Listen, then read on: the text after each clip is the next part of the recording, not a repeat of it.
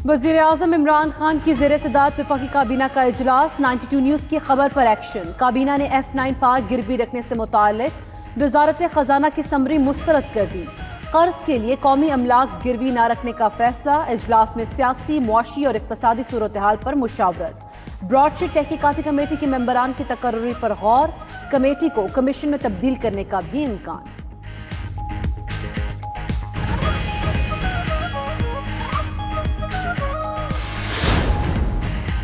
Broadsheet scandal की तहकीकात के लिए वफाकी हुकूमत सरगर्म। इंक्वायरी के लिए TORs की मंजूरी दे दी।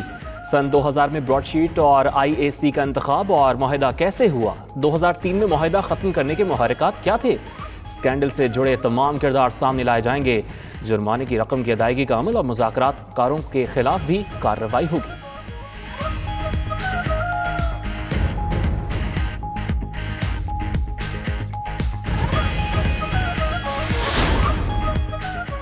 जुर्रत है तो ब्रॉडशीट की तमाम दस्तावेजात आवाम के सामने रखें। शाहिद खाकान अब्बासी का हुकूमत को चैलेंज।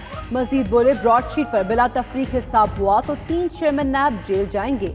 बड़े बड़े पर्दा नशीनों के नाम और बातें खुलेंगी। साबिक वज़ीर आज़म ने एक बार फिर एहतसाब के निज़ाम पर सवालिया निशान लगा दिया।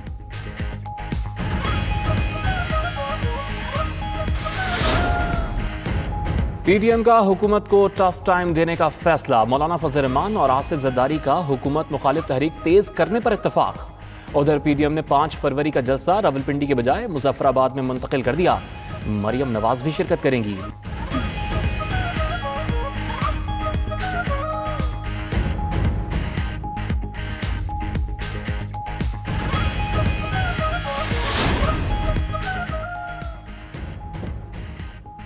मजमून प्रोपेगेंडे की वजह से मुल्जिमान चौधरी बन रहे हैं और नैब कटहरे में खड़ी है। चेयरमैन नैब का ताजरों से खिताब। कहा, नैब के खिलाफ मजमून प्रोपेगेंडा तवातर से जारी है।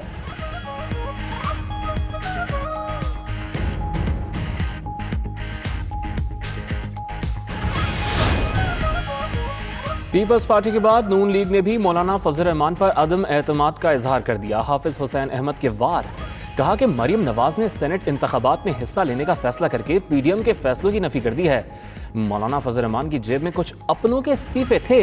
शायद मरियम और बिलावल के हाथों जेब कट चुकी है।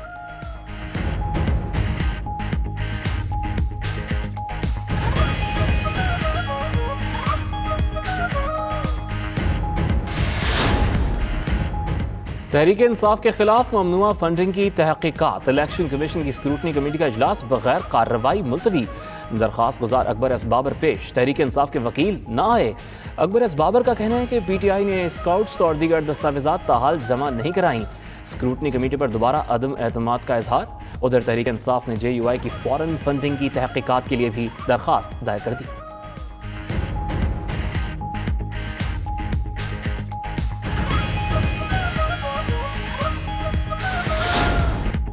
कराची में सजा आलमी क्रिकेट का मेला। पाकिस्तान और जनूबी अफ्रीका आमने सामने। पहले टेस्ट में कौमी बॉलर्स की नपी तुली बॉलिंग। 136 रन पर आधी मेहमान टीम पेविलियन लौटी। डेब्यूटेंट नुमान अली की 2, यासिर शाह और शाहीन शाह अफरीदी की 1-1 विकेट। डीन एल्गर 58 रन बनाकर नुमाया रहे। नुमान अली के साथ इमरान भट्ट का भी डेब्यू।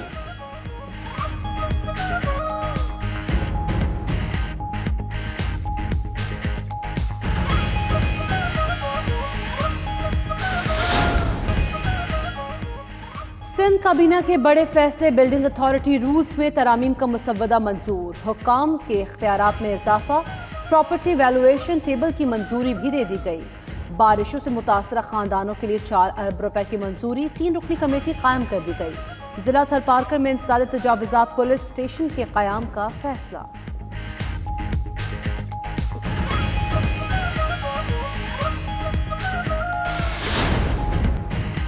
पानी की शदीद किल्लत का शिकार कराची के शहरियों के लिए बुरी खबर। K4 से अगले 3 साल में भी पानी मिलना नामुमकिन। K4 का पहला मरहला 2023 तक लटक गया। वजारत पानी और बिजली की टाइमलाइन वजारत मनसूबाबंदी को इरसाल।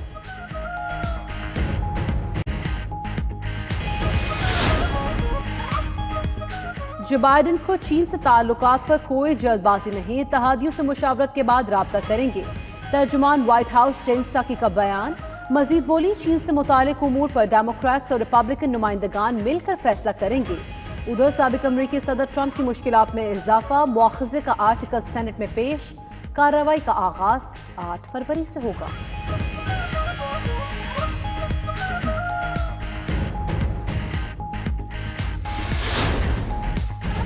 मौसम सरमा में K2 स्तर करने की मुहिम का दूसरा मरहला 3 फरवरी तक मुलतवी। अली सतपारा और जॉन स्नोरी ने मुहिम शदीद मौसमी हालात के बायस रोकी।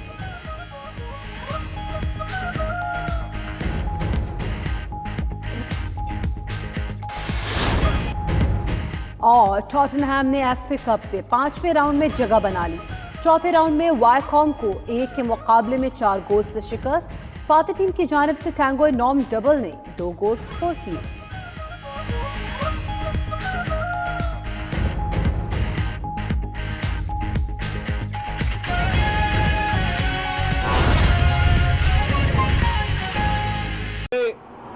फजल रहमान साहब को भी 24 फरवरी को नोटिस जारी हुआ 19 जमातों को, और हाफिज हुसैन अहमद साहब को भी बुला लें, मौलाना शरानी साहब को भी बुला लें, जो इस बात का बार बार इजहार कर रहे हैं कि फजल रहमान ने फॉरेन फंडिंग ली है।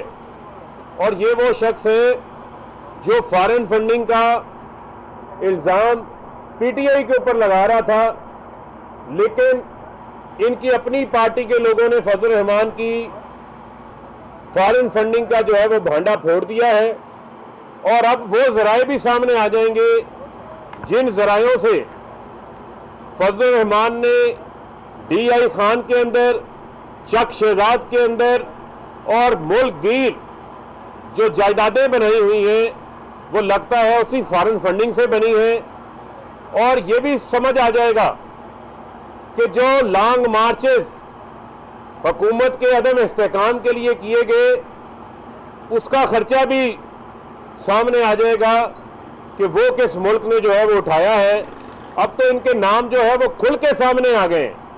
आप देखें कि फजल रहमान साहब इलेक्शन कमीशन के बाहर एहतजाज करके गए हैं, यानी चोरी और सीना जोरी अपने हाथ फॉरेन फंडिंग के साथ रंगे हुए हैं। और फॉरेन फंडिंग लेने से किसी किस्म का इनको कोई इज्तनाब नहीं है, लेकिन दूसरों के ऊपर जो है वो इल्ज़ामात ये लगा रहे थे। तो आज इनको इस चीज़ का हिसाब देना पड़ेगा कि फजल रहमान साहब कहाँ से आपको ये चंदा आया, उस चंदे के ज़राए कौन से हैं। आपकी अपनी जमात के जो लीडरशिप है, हाफिज हुसैन अहमद, वो इस बारे में बरमला टीवी के ऊपर आके बार बार इस चीज़ का जो है वो इंकशाफ कर रहे हैं। इलेक्शन कमीशन ऑफ पाकिस्तान इस चीज़ का नोटिस ले। PPO 2002 के आर्टिकल 6(3) के तहत इलेक्शन एक्ट 2017 के शिक नंबर 204 के तहत इसके ऊपर इलेक्शन कमीशन का ये प्रीव्यू है। इलेक्शन कमीशन का ये इख्तियार है कि वो इनको बुला सकते हैं और बुलाकर इसके ऊपर कानून के मुताबिक जो है वो कार्रवाई का आगाज कर सकते हैं। आप देखें कि वो तमाम जमातें जो फॉरेन फंडिंग लेती रही हैं वो आज इकट्ठे हो गए हैं। आप देखें कि किस तरीके से इन्होंने एक शख्स को आगे लगाया, एक गड़ा खोदा, उस गड़े के अंदर आज खुद गिरे हुए हैं कि इस मुल्क के अंदर फॉरेन फंडिंग की बुनियाद औरत की हुक्मरानी को ख़त्म करने के लिए इस्लामी निज़ाम के नाम के ऊपर नवाज शरीफ ने $10 मिलियन जो है वो उसामा बिन लादेन से लिए थे। जो बेनज़ीर भुट्टो की किताब रिकन्सिलेशन के सफ़ा नंबर 201 के अंदर लिखा हुआ है, बड़ा वाज़ेह लिखा हुआ है, किसी से ढका छुपा नहीं है। वो बीबी की अपनी ऑटोबायोग्राफी थी जिसके अंदर वो इंकशाफ करके गए हैं। मैं आज फिर इनको चैलेंज करने लगा हूँ कि फजल रहमान, अगर आपके हाथ साफ हैं तो आकर अपनी रसीदें यहाँ पर जमा करवाएं और आगे बताएं कि आपने लीबिया से, इराक से पाकिस्तान के खिलाफ काम करने के लिए किस एजेंडे के तहत पैसे लिए थे।